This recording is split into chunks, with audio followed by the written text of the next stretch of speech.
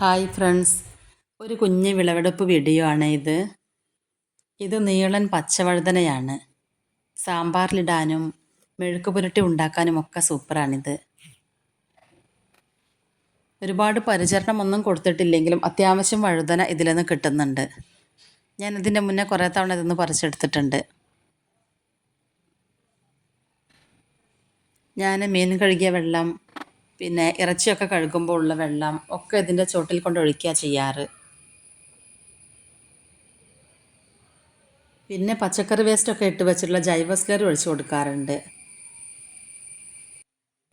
അല്ലാതെ പ്രത്യേകിച്ചൊരു വളവും ഇപ്പോൾ ചെടി വലുതായതിനു ശേഷം അങ്ങനെ ചെയ്യാറില്ല. നട്ട് ചെടിയൊന്ന് വലുതായി കിട്ടുന്നത് വരെയൊക്കെ ചെറിയ തോതിൽ വളം ചെയ്തിരുന്നു കേട്ടോ. കോഴിവളം, എല്ലുപൊടി, വേപ്പിൻ പിണ്ണാക്ക്, ചാണകപ്പൊടി ഇതൊക്കെയാണ് ഞാൻ ചെടികൾക്കൊക്കെ കൊടുത്തിരുന്നത്.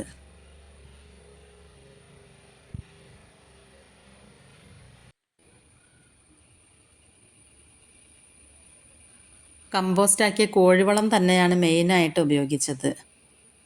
അത് എനിക്കിവിടെ വീട്ടിൽ തന്നെ ഉള്ളതാണ്. പൈസ കൊടുത്ത് അധികം വളങ്ങളൊന്നും അങ്ങനെ വാങ്ങാറില്ല.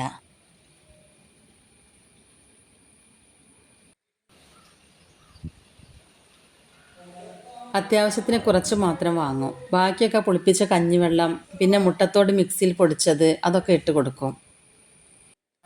പിന്നെ ഈ വഴുതനയുടെ സീഡ് നേരത്തെ എൻ്റെ അടുത്ത് തന്നെ ഉള്ളതാണ്. അത് ഞാൻ ഇങ്ങനെ കൃഷി ചെയ്യുന്ന സമയത്ത് വിത്ത് മാറ്റി വയ്ക്കും അടുത്ത തവണ കൃഷി ചെയ്യാൻ വേണ്ടിയിട്ട്.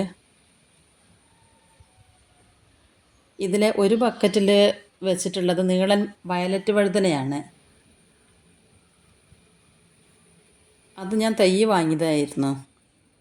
3 തൈകൾ വാങ്ങിച്ചു. അതിൽ 2 തൈകൾ പിടിച്ചു കിട്ടി, 1 നഷ്ടപ്പെട്ടു പോയി. ഇതൊക്കെ ചട്ടിയിൽ ഇങ്ങനെ കാഴ്ച നിൽക്കുന്നത് കാണുന്നത് തന്നെ വലിയ സന്തോഷമാണ്.